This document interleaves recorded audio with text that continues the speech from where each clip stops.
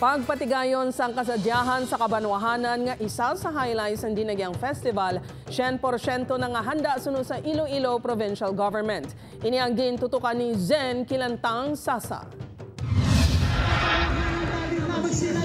Preparado na ang siyam ka mga tribo halin sa Kabanwahanan sa probinsya sang Iloilo nga magapasakop sa kasadyahan sa Kabanwahanan 2024 nga hiwaton sa Sabado, January 27 sa Kasarial.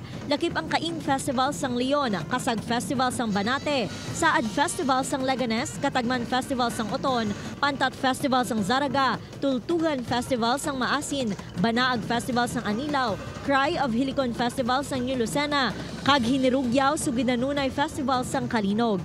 Suno kay Iloilo Governor Arthur Defensor Jr., pinaagi sa sining aktibidad mapakita ang katahong kinaiya kag kultura sa mga kapistahan sang Kabanwahanan.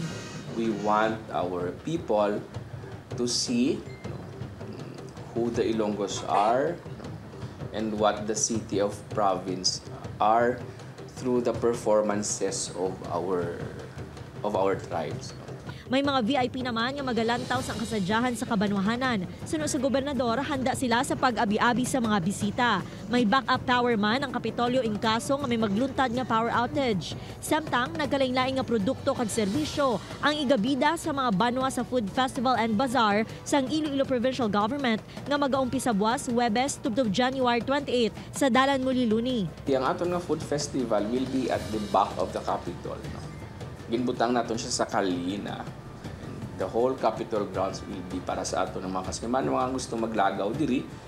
Upod kay Cirilo Randuque, Zen Kilantang Sasa, One Western Visayas.